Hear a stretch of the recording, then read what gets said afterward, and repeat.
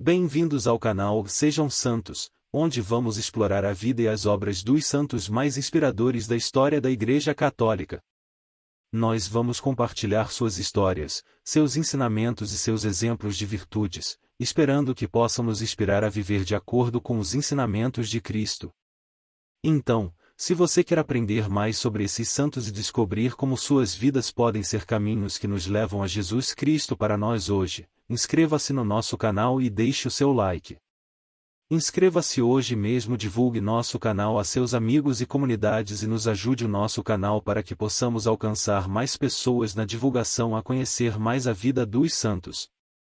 Onde a santidade é uma jornada diária.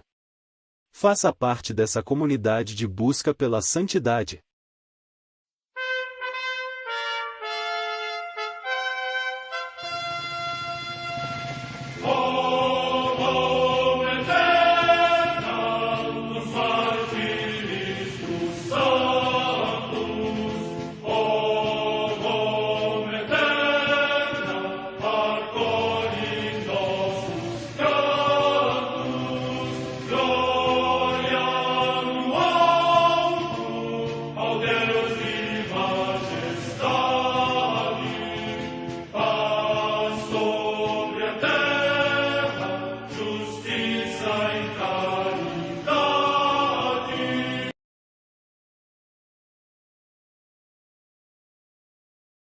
Ler a vida dos santos desperta em nós o desejo de seguir a Cristo.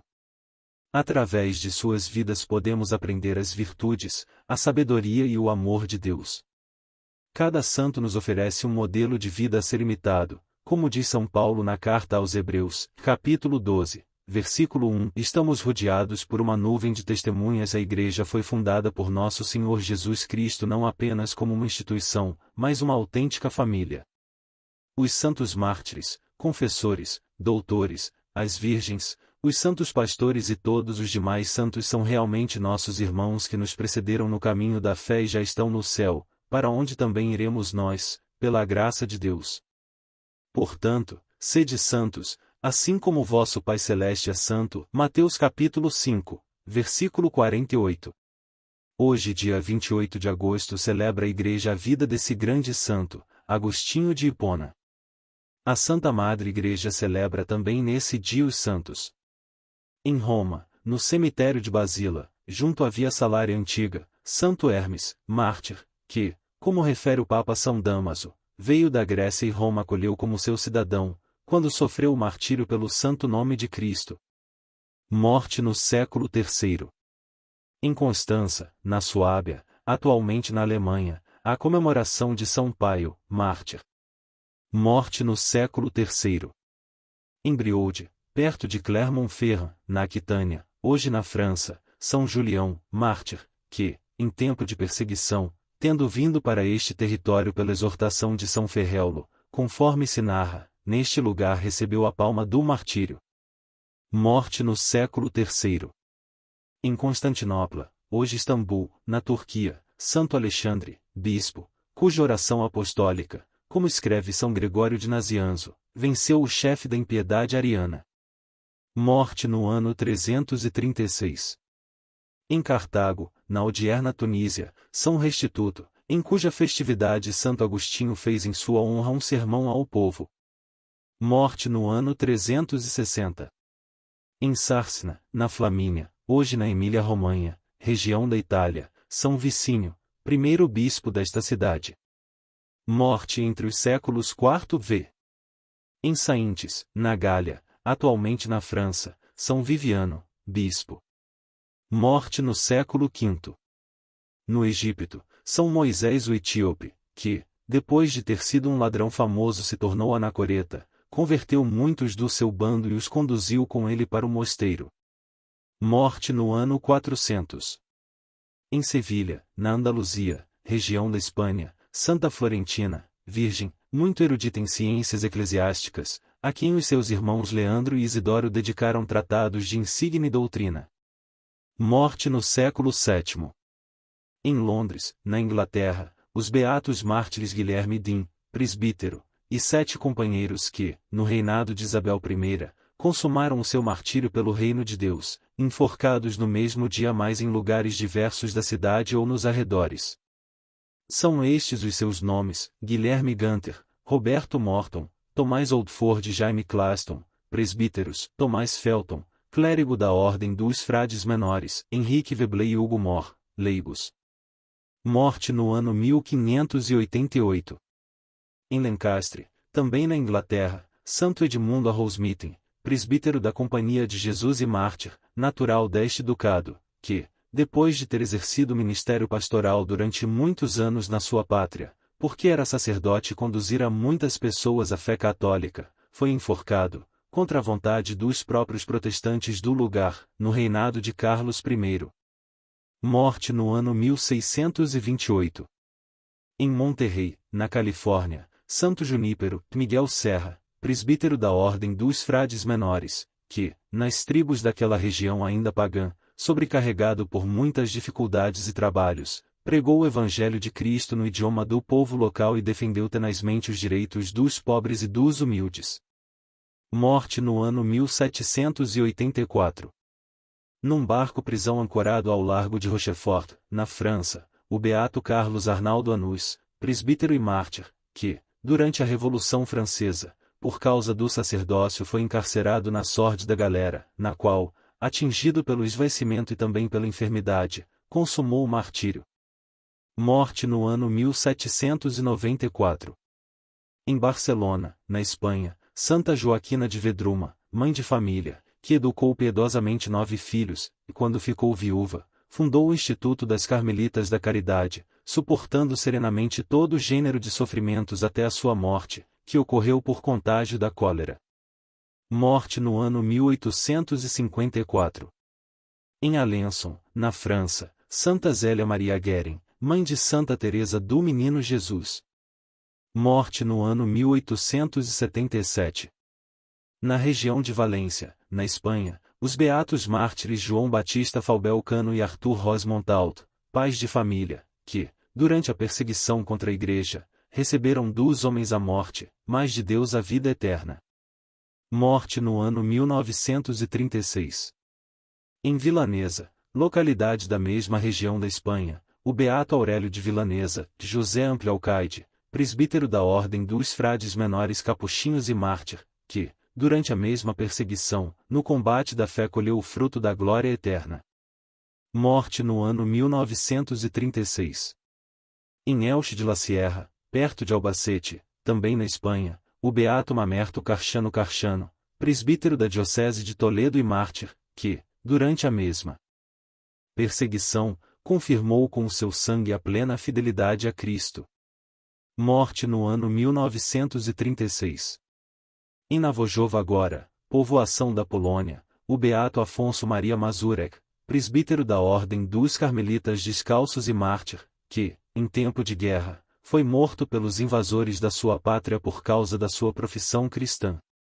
Morte no ano 1944. História de Santo Agostinho. Seu nome era Aurélio Agostinho. Nasceu em Tagaste, uma cidade do norte da África dominada pelos romanos, na região onde hoje fica a Argélia, em 13 de novembro do ano 354. Filho primogênito, seu pai, chamado Patrício, era pagão e pequeno proprietário de terras. Sua mãe, pelo contrário, era cristã fervorosa, tanto que tornou-se santa, Santa Mônica, celebrada no dia 27 de agosto, um dia antes da festa de Santo Agostinho. Mônica sempre buscou educar o filho na fé cristã. Agostinho, porém, por causa do exemplo do pai, não se importava com a fé. Infância. Santa Mônica queria que seu filho se tornasse cristão, mas percebia que a hora de Deus ainda não tinha chegado. Tanto que adiou seu batismo, com receio de que ele profanasse o sacramento. Aos 11 anos, Agostinho foi enviado para estudar em Madauro, perto de Tagaste. Lá, estudou literatura latina e algo que o distanciaria da fé cristã em as práticas e crenças do paganismo local e romano. Juventude conturbada.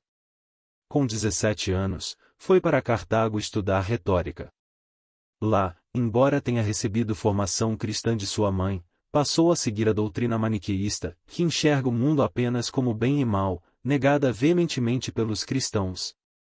Além disso, tornou-se hedonista, ou seja, seguidor da filosofia que tem o prazer como fim absoluto da vida. 2 anos depois, passou a viver com uma mulher cartaginense, com a qual teve um filho chamado Adeodato. O relacionamento dos dois durou 13 anos. Durante todo esse tempo, Santa Mônica rezava pela conversão do filho. Passando por várias doutrinas, Agostinho tornou-se um professor de retórica reconhecido. Chegou a abrir uma escola em Roma e conseguiu o posto de professor na corte imperial situada em Milão. Decepcionado com as incoerências do maniqueísmo, aproximou-se do ceticismo. Sua mãe mudou-se para Milão e exerceu certa influência sobre seu comportamento. Nesse tempo, também decepcionado com o ceticismo, Agostinho aproximou-se do bispo Ambrósio, Santo Ambrósio de Milão. A princípio, queria apenas ouvir a retórica excelente do bispo. Antes de se converter, Agostinho separou-se de sua companheira após 13 anos de relacionamento e ainda envolveu-se com outras mulheres. Depois, porém, foi se convencendo da verdade sobre Jesus Cristo pelas pregações de Santo Ambrósio. Sua mãe, ao mesmo tempo, não cessava de orar por ele. Conversão. Depois das buscas incessantes pela verdade e de vários casos amorosos, Agostinho finalmente rendeu-se à coerência da mensagem de Jesus Cristo. Encontrou em Jesus o que não encontrara em nenhuma outra filosofia, em nenhum outro mestre. Assim, ele e seu filho Adeodato, então com 15 anos, foram batizados em Milão por Santo Ambrósio, durante uma vigília pascal. A partir de então, passou a escrever contra o maniqueísmo, que ele conhecia tão bem. Mas depois disso, escreveu obras tão importantes que o tornaram doutor da Igreja. Sofrimentos. Agostinho dedicava grande atenção a Adeodato, formando-o na fé e nas ciências humanas. De repente, porém, seu filho veio a falecer. Foi um grande choque. Por causa disso, decidiu voltar para Tagaste. No caminho de volta, aconteceu que sua mãe também faleceu. Agostinho menciona em suas Confissões a maravilha e o alimento espiritual que eram os diálogos que ele tinha com sua mãe, Santa Mônica, sobre a pessoa de Jesus Cristo e a beleza da fé cristã. Esses diálogos foram decisivos para sua formação. E agora, com a morte da mãe, muita falta ele sentiu dessas conversas restauradoras. De volta à terra natal. Depois de sepultar sua mãe, continuou decidido sua volta para a terra natal. Ele chegou a Tagaste no ano 288. Lá, optou pela vida religiosa. Junto com alguns amigos de fé, deu início a uma comunidade monástica cujas regras foram escritas por ele mesmo. Deste embrião nasceram várias ordens e congregações religiosas masculinas e femininas, todas seguindo as regras e a inspiração agostiniana. Não se coloca uma lâmpada debaixo da mesa. O bispo de Hipona, percebendo a forte inspiração que Deus colocará na alma de Agostinho, convidou-o para ir junto nas missões e pregações. O bispo, já idoso e enfraquecido, vendo confirmada a sabedoria de Agostinho, ordenou-o como sacerdote, o que foi aceito com grande alegria pelos fiéis. E, depois, em 397, logo após a morte do bispo, o povo, em uma só voz, aclamou Santo Agostinho como bispo de Hipona. Ele ocupou o cargo durante 34 anos, derramando toda a sua sabedoria nas pregações, nos livros, na caridade para com os pobres, na espiritualidade profunda. Combateu heresias, tornou-se uma dos mais importantes teólogos e filósofos da Igreja, influenciando pensadores até ao presente. Foi aclamado doutor da Igreja e um dos padres da Igreja por causa de seu ministério iluminador. Entre os livros de maior destaque em suas obras, estão Confissões e Cidade de Deus, livros autobiográficos que se tornaram best-sellers ao longo de vários séculos e até hoje. Morte. Santo Agostinho faleceu feliz pela força da Igreja de Hipona, mas, ao mesmo tempo, triste, por causa da invasão bárbara em Hipona, motivo de grandes perseguições contra os fiéis. Sua morte ocorreu em 28 de agosto do ano 430. Mais tarde, em 725, seus restos mortais foram exumados e trasladados para a cidade de Pávia, na Itália, onde são venerados na igreja de São Pedro do Céu de Ouro. A igreja fica perto do local onde ocorreu sua conversão. Oremos Santo Agostinho. Gloriosíssimo Pai Santo Agostinho, que por divina providência fostes chamado das trevas da gentilidade dos caminhos do erro e da culpa à admirável luz do Evangelho e aos retíssimos caminhos da graça e da justificação para ser ante os homens vaso de predileção divina e brilhar em dias calamitosos para a Igreja, como estrela da manhã entre as trevas da noite, alcançai-nos do Deus de toda consolação e misericórdia os sermos chamados e predestinados, como vós o fostes, a vida da graça e a graça da eterna vida, onde juntamente convosco cantemos as misericórdias do Senhor e gozemos a sorte dos eleitos pelos séculos dos séculos. Amém. Santo Agostinho, rogai por nós.